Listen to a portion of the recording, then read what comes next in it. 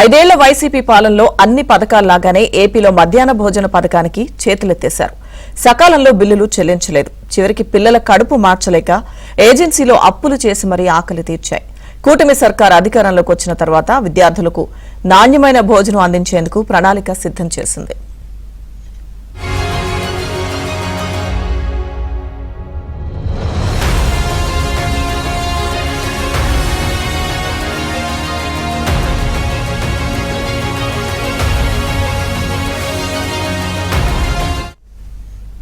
ప్రభుత్వ పాఠశాలల్లో చదువుకునే విద్యార్థుల కోసం మధ్యాహ్న భోజన పథకం గత కొన్నేళ్లుగా అమల్లో ఉంది. అయితే గత వైసీపీ ప్రభుత్వ పాలనలో ప్రభుత్వ పాఠశాలల్లో మధ్యాహ్న భోజన పథకం తీవ్ర నిర్లక్ష్యానికి గురైంది. జగన్ రెడ్డి పాలనలో మధ్యాహ్న భోజనం అంటే పురుగులు పట్టిన అన్నం, నీళ్ల చారు దర్శనమిచ్చేవి. ఇక ఆడుకునే గోళీల సైజులో ఉండే కోడిగుడ్డు, అలాగే వారంలో ఒకరోజు విద్యార్థుల ప్లేట్లలో వేసి చేతులు దులుపుకునే పరిస్థితి ఉండేది.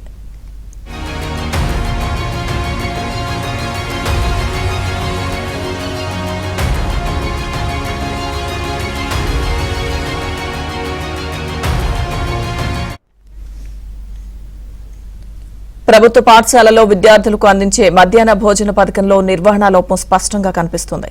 మిడ్ డే మీల్ కార్యకర్తలకు సకాలంలో బిల్లులు అందక తీవ్ర ఇబ్బందులు పడుతున్నారు. మరోవైపు విద్యార్థులకు ప్రతిరోజు ఇచ్చే మెనూలో పులిహోరతో పాటు కొన్ని ఆహార పదార్థాలు తరచూ ఇస్తుండటంతో వారిలో ఆసక్తి తగ్గుతుంది.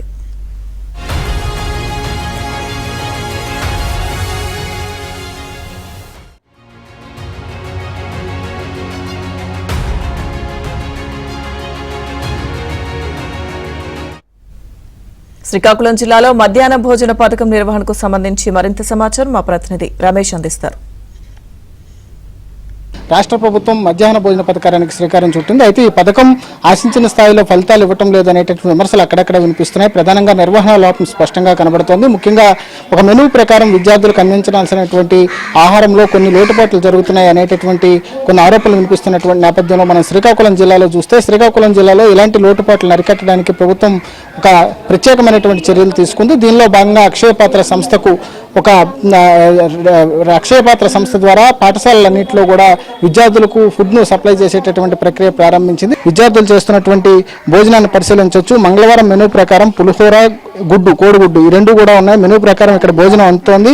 అయితే విద్యార్థులు కూడా దీనికి వాళ్ళు చేస్తున్నటువంటి ఆహారం ఏ మేరకు వాళ్ళని సంతృప్తినిస్తోంది, అసలు వంటలు ఎట్లా వండుతున్నారు, ఇంటి దగ్గరలాగా రుచికరమైనటువంటి ఆహారాన్ని అందిస్తున్నారా లేదా అనేటటువంటి విషయాన్ని విద్యార్థులను కూడా అడిగి తెలుసుకునేటటువంటి ప్రయత్నం చేద్దాం. అమ్మ చెప్పమ్మా, భోజనం ఎలా ఉంది ఇక్కడ? మీరు రోజు మధ్యాహ్నం తింటావు ఎక్కడైనా? బాగుంటుంది. ఏమేమి పెడతారు మీకు మధ్యాహ్నం భోజనంలో? పులిహోర, దొండకాయ పచ్చడి, గుడ్డు పెడతారు. రోజు తప్పించి రోజు చెక్కి కూడా ఇస్తారు. ఇంకా రోజు తప్పించి రోజు అంబలి, చెక్కి ఇవ్వని రోజు అంబలి ఇస్తారు. చెప్పు, ఏంది బాగుందా ఫుడ్? బాగుంది. రోజు మీకు మంచి ఫుడ్ అందిస్తున్నారు. ఏమేమి ఇస్తారు మీకు? గుడ్డు, చెక్కి, పులిహోర, దొండకాయ పచ్చడి, అంబలి ఎట్లా అందిస్తారు. బాగుంది ఫుడ్. బాగుంది. ఇక్కడ ప్రధాన ఉపాధ్యాయులు ఉన్నారు, మాట్లాడించేటటువంటి ప్రయత్నం చేద్దాం. మేషర్ చెప్పండి, విద్యార్థులకు సంబంధించి ఎట్లా ఫుడ్ ఏ రకమైన మెనూ అందిస్తుంది? లేదు సార్, ఈవేళ అయితే పులిహోరను, దొండకాయ పచ్చడి, పులిహోర, ఉడికించిన గుడ్డు ఈరోజు మెనూ అండి. మెనూ అయితే రోజు మేము ఏ రోజు మెనూ ఆ రోజు ఫాలో అవుతున్నాం. అది పిల్లలు కూడా చాలా చక్కగా తీసుకున్నారు. ఎవరికైనా ఆరోగ్య దృష్ట్యా ఏమైనా ఒకవేళ ఒంట్లో బాగాలేని పరిస్థితి అయితే ఒకరిద్దరు వాళ్ళకి మరి పెద్ద బలవంతం మేము చేయడం లేదు. వాళ్ళు సరేనమ్మా, వాళ్ళు ఏదో ఇంటి నుండి బాక్స్ తేవడం కానీ అది చేసుకుంటాం. ఎంతమంది పిల్లలు ఉన్నారు మీ పాఠ? ఇప్పుడు 87 మంది ఉన్నారండి. 87 మందికి ఇంచుమించు రోజు 80కి పైగా పిల్లలు రోజును ఇక్కడే భోజనం చేస్తారు.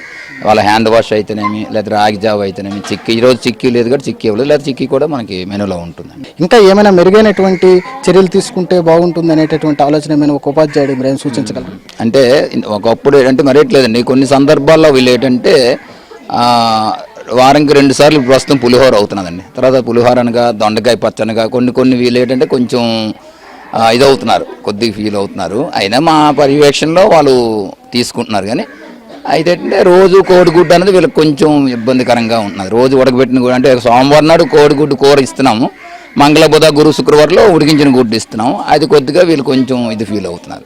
ఎవరైతే ఈ వంట చేస్తున్నటువంటి మహిళలు ఉన్నారో వీరికి పూర్తి స్థాయిలో ప్రభుత్వం నుంచి రావాల్సినటువంటి బకాయిలు ఉన్నాయనేటటువంటి ఉద్దేశంతో అనేక మార్లు ఆందోళన చేశారు. గత ప్రభుత్వంలో ఈ మధ్యాహ్న భోజన పథకం పైన తీవ్రమైనటువంటి విమర్శలు వచ్చాయి. ఇక్కడ వంట చేస్తున్నటువంటి మహిళలు ఉన్నారు, మాట్లాడించే ప్రయత్నం చేద్దాం. అమ్మ, ముఖ్యంగా ప్రధానంగా చూస్తే మీకు అన్ని సక్రమంగా అందుతున్నాయా సరైన టైంకి వస్తాను.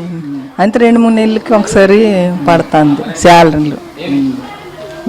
శాలరీ నెల రావట్లేదా? నెల రావడం లేదు, 2-3 నెలలకి ఒకసారి వస్తాను. ఏం చెప్తాం? ఇప్పుడు రాలేదు, శాలరీలు అందడం లేదు, డబ్బులు నెల బిల్లు అయ్యి కదా రావడం లేదు.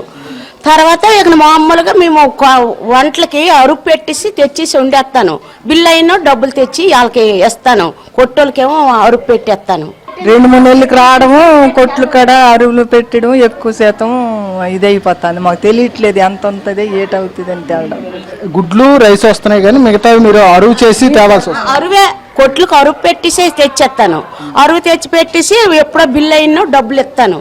లోకల్గా ఉండేటటువంటి షాపుల దగ్గర పర్చేజ్ చేసి వాటిని తెచ్చి పిల్లలకు ఆహారంగా అందిస్తున్నాం అనేటటువంటి బాధను వ్యక్తం చేస్తున్నారు. రెగ్యులర్గా ఉండేటటువంటి మెనూను కాస్త మార్పు చేసి వారికి ఇష్టాలను కనుక్కుని దానికి తగ్గట్టుగా మెనూను మార్పు చేస్తే కొంతవరకు వారికి మరింత ఆసక్తి పెరుగుతుంది. దాంతోపాటుగా ప్రభుత్వ పాఠశాలల్లో శ్రమదానం చేయడానికి ప్రభుత్వం తీసుకునేటటువంటి మధ్యాహ్న భోజన పథకం ఏదైతే ఉందో దీనికి ఒక సార్థకత ఉంటుంది అనేటటువంటి అభిప్రాయం వ్యక్తమవుతుంది. కెమెరా పర్సన్ రమేష్తో రమేష్, ఏబిఎన్ ఆంధ్రజ్యోతి, శ్రీకాకుళం నుంచి.